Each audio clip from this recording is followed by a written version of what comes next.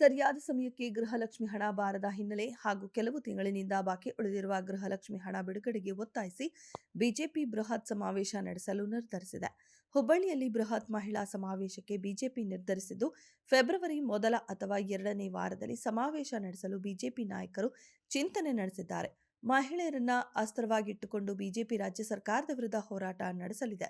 ಗೃಹಲಕ್ಷ್ಮಿಯರನ್ನ ಕಣಕ್ಕಿಳಿಸುವ ಮೂಲಕ ಮಹಿಳಾ ಸಮಾವೇಶದ ಮೂಲಕ ಗೃಹಲಕ್ಷ್ಮಿ ಹಣ ಬಿಡುಗಡೆಗೆ ಸರ್ಕಾರ ಒತ್ತಾಯಿಸಲಿದೆ.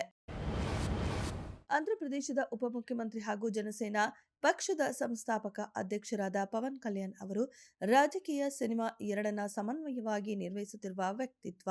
ಉಸ್ತಾದ್ ಭಗವತ್ ಸಿಂಗ್ ಸಿನಿಮಾದ ಚಿತ್ರೀಕರಣದಲ್ಲಿ ತೊಡಗಿಸಿಕೊಂಡಿರುವ ಅವರು ಇತ್ತೀಚೆಗೆ ಶೂಟಿಂಗ್ ನಿಮಿತ್ತ ವಿದೇಶಕ್ಕೂ ತೆರಳಿ ಬಂದಿದ್ರು. ಇದೀಗ ಪವನ್ ಕಲ್ಯಾಣ್ ಅವರಿಗೆ ಅಂತಾರಾಷ್ಟ್ರೀಯ ಮಟ್ಟದ ಅಪರೂಪದ ಗೌರವ ಲಭಿಸಿದೆ. ಜಪಾನ್ ಹೊರಗಿನ ವ್ಯಕ್ತಿಗೆ ಈ ಗೌರವ ದೊರಕುವುದು ಅತ್ಯಂತ ವಿರಳ. ಅಲ್ಲದೆ ಗೋಲ್ಡನ್ ಡ್ರ್ಯಾಗನ್ಸ್ ಸಂಸ್ಥೆ ಪವನ್ ಕಲ್ಯಾಣ್ ಅವರಿಗೆ ಟೈಗರ್ ಆಫ್ ಮಾರ್ಷಲ್ ಆರ್ಟ್ಸ್ ಎಂಬ ಬಿರುದನ್ನ ನೀಡಿ ಗೌರವಿಸಿದೆ. ಭಾರತ ನವೀಕರಿಸಬಹುದಾದ ಇಂಧನ ಸಾಮರ್ಥ್ಯ 266 ಗೀಗಾವ್ಯಾಟ್ಸ್ ದಾಟಿದ್ದಲ್ಲದೆ ದೇಶವನ್ನ ಜಾಗತಿಕ ನಾಯಕ ಸ್ಥಾನದಲ್ಲಿರಿಸಿದೆ.